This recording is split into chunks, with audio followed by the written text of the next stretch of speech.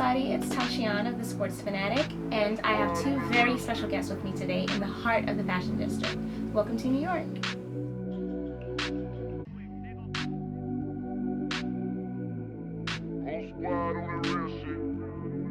Today I'm sitting with Toure, designer extraordinaire.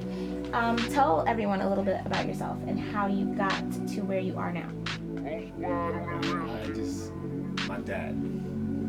You know, I was a baby when I was doing this. My dad was a designer too, so I grew up seeing my dad doing it. So when I was 7, I started learning. 10 years old, I started making my own stuff for school. So that's how it started.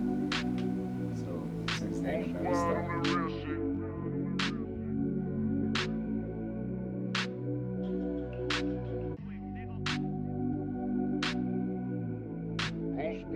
Yo, what's up? This is Alhassan Toure, the celebrity fashion designer, owner of Toure Designs. I am a sports fanatic.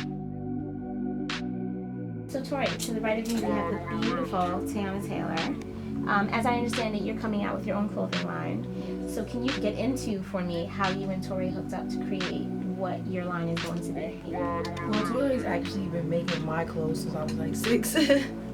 So it's, I've kind of like always grown up in the fashion world. My mom always giving me custom stuff. And I started my line, Tailored and Bow, which is a lifestyle for men's fitness, fashion, health, watches, cars, anything you can possibly think of, like a lifestyle. I create my own clothing line, so who better to reach out to but Toure? I mean, he's been doing my stuff for so long, and he's also my mentor as far as, you know, with the designing and, you know, I'm trying to learn my little sewing situation. So he's kind of like my go-to guy. He's been helping me out a lot with both my lines, Tailored and Bow and Unbothered.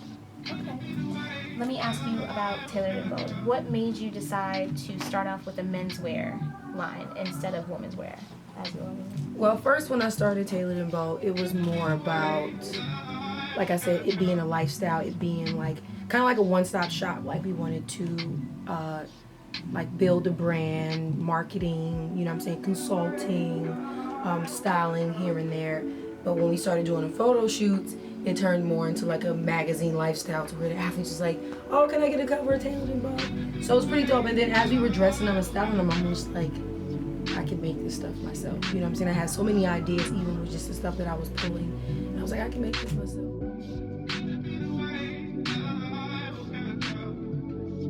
Okay, so being that this is a sports show, let's get right into it. I understand that you are a huge basketball fan. Yes.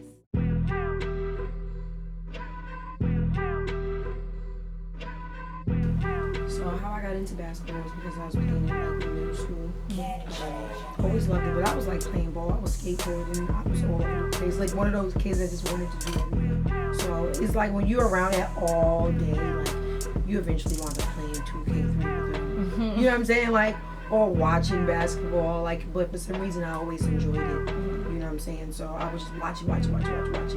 But as I got older and, you know, went off to high school, I got homeschooled, so I didn't really get the chance to play, you know, high school ball and experience that. So I just was watching ESPN and my TV stayed collecting basketball cards and basketball clothes. Like I love clothes. I loved basketball clothes. Like always collect vintage jerseys and hats and starter jackets and all types of stuff. Of course, you have to have a favorite team. Your favorite team is not a New York team.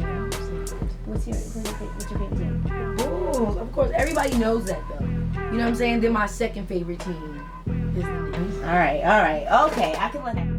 I've never been like a bandwagon kind of person. You know what I'm saying? I've been a Bulls fan since I was about 8. So it never, like, even when they lose, I'm still a Bulls fan. Yeah, I love the Bulls. And then of course, everybody knows who I love. Yes, You know? I was gonna get right into that. So I know you met him the other day, and it was like a big moment.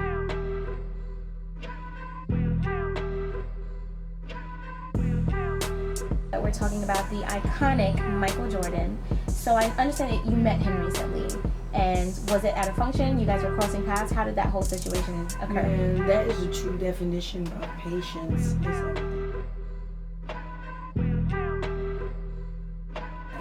But when I was old enough to grasp, like, I'm gonna meet him, like, literally every year they would bring me out to Jordan Classic to talk to the high school kids. Like, that's how actually I got cool with a lot of the players because we all met each other when we were like 15, 16.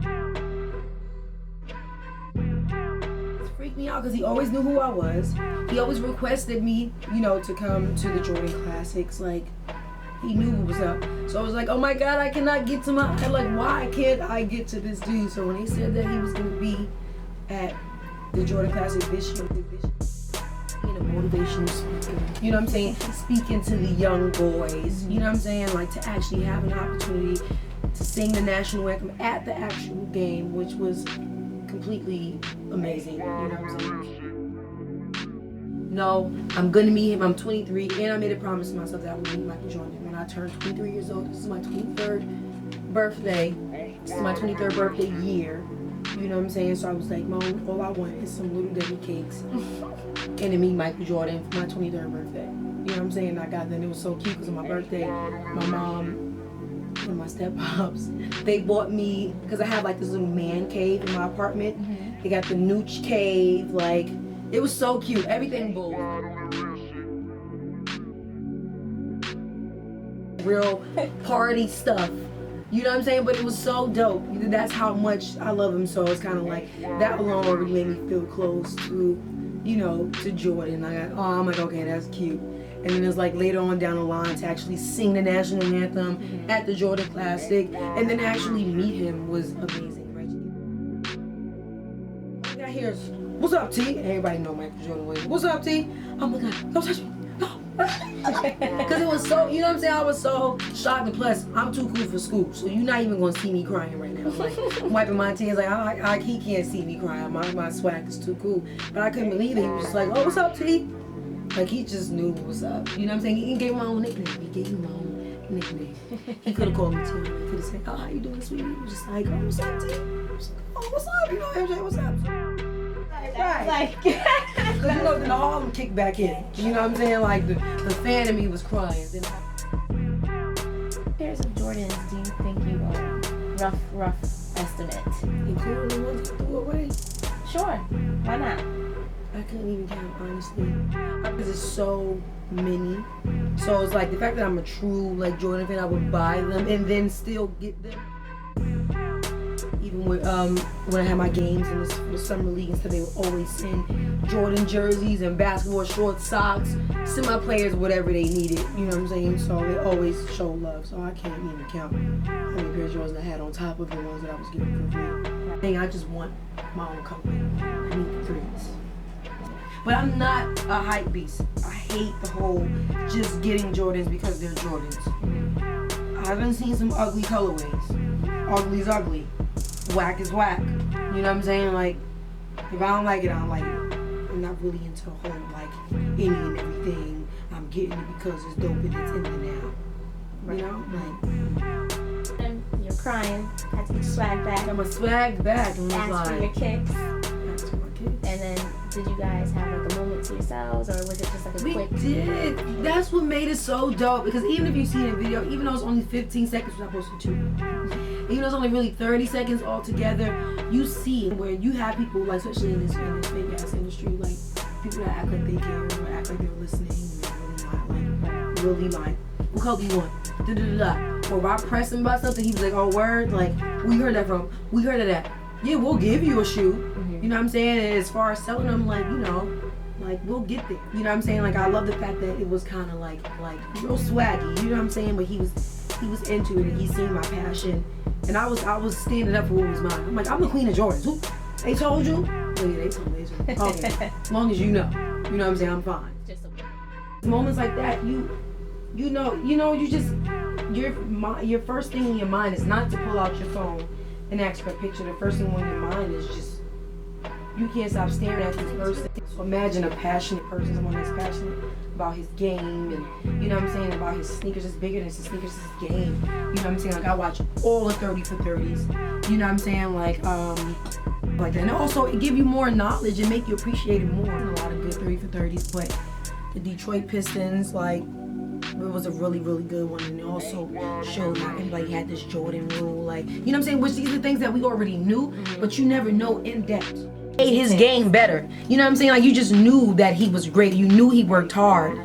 but it really showed you what made him great. It really shows that you can fall, but you can get right back up. Yeah. You know what I'm saying? Like his work ethic, everything. Like all the way down to Scotty. Like Scotty's another one of my idols. Everybody know how I feel about Scotty. Like everybody know how I feel about Scotty. Them two definitely for sure. And I've always been a Bulls fan. Never changed that. Never changed. So it's like, and I mean, even with the whole time people do the whole hometown thing, this should be a team when you don't realize that you have people from our neighborhood that's playing in Chicago. You know what I'm saying? Like Iman Shumpert is a perfect example. Like he's a Chicago Knicks. You know what I'm saying? He's all the way from Chicago, but he played for the Knicks. You got Noah. All our young folks. Like I think I'm a coach. So I look more deeper into, I don't do the whole like hometown thing. I think about our players that's out there. You know, that's out in these different cities. These players that have to leave home to go to these different cities. You know what I'm saying? So you know, that's how I look at ball. I look at the talent. Got some Chicago and New York. So, you know, shout out to the young boys that's doing it, that's from my town, that's from Chicago, that's from New York. So I'm excited. You're a sports fanatic right there. All right, speaking of being a sports fanatic, so I understand you're the queen of street ball, and you're bringing the whole street ball movement back. That means so much to me. You're welcome. Listen, I can't hoop. I have no hand-eye coordination, but I will, you know, you can coach me. I'll be on your team. I cheer you on But the you know side. what's good though, because sports, I'm gonna tell you something that you should know. A lot of coaches actually don't know how to play ball. They just know how to teach you to play ball. You know what I'm saying? They know how to show you how to get it done. You know what I'm saying? You have coaches that play ball like Jason Kidd and, you know, different people like that. But a lot of coaches, or like even a lot of trainers, like a lot of them don't usually play ball. You know what I'm saying? Like a lot of them do, but it's a few that don't really play ball, but have your game on point, know what they want to see. So you don't have to know how to play ball or any sport to really have a love for it. You know what I'm saying? Like me, like I haven't played ball since I was in middle school. You know what I'm saying? But my love for it, I know what I want to see. I know, you know, intensity. I know heart. I know game. I know how it should be done. You know what I'm saying? So, you know, just as long as you appreciate it and you appreciate the hard work. You know what I'm saying? The same way you don't have to be a singer to appreciate a great singer. You know what I'm saying? You don't have to play ball to appreciate a great ball player. Because everything is all work at the end of the day. It's passion, intensity. You know what I'm saying? Like, so that's how I look at ball. And you can look at it like that too. And I'm also happy as far as with the whole street ball thing that I can bring that whole woman movement becoming for these street ball players to play with their idols, you know, to play with NBA. I bring the NBA to street ball. You know what I'm saying? To show even like street ball is so different from the NBA. They play different. Right. You know what I'm saying? NBA is all about sportsmanship. Street ball is passing shit. Might be lucky if I pass this shit. So I always tell my NBA players when they play, you get the rock, take it home, take it to the basket. Because when you pass that shit off, they're not giving it back. You know what I'm saying? So I love to see that, like, you know, and then to see them play together. You know what I'm saying? I think it's so dope. And it's just a happy medium because the street ballers get to feel like they're in that. The NBA players get to feel like they're normal for once they can play, and that crowd just hype them up. You know what I'm saying? Yeah. So that's why I really got involved with street ball, to bring that happy medium. You know, that's what I wanted to bring today, and I think it's dope, especially the fact that they all give me props and they all take me seriously. Like when they hear Taylor Made is coming to Dykeman, or Taylor Made is coming to Rucker, or Taylor Made is coming to Tri-State, they're like, yeah, we got to get our team together.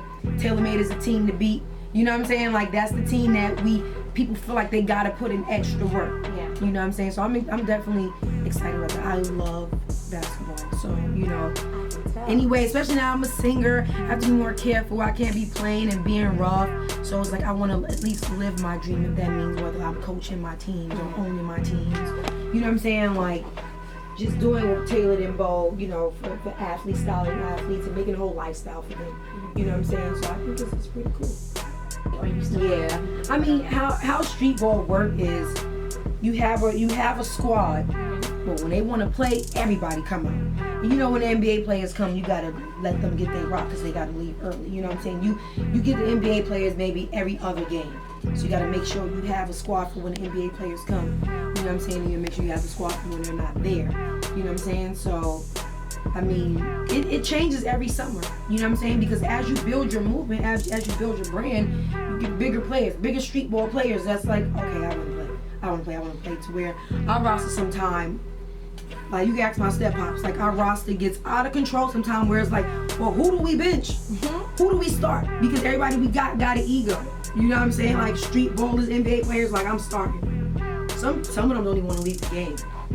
You know what I'm saying? So we just gotta pick our best. But what we come with is the best. You know what I'm saying? That's why this year's gonna be way more organized. You know what I'm saying? Maybe later on down the line, I'll start my own like little street ball tournament, my own little summer league deal, maybe summer league or something. Yeah, I'm working on that. Gotta find a good partner.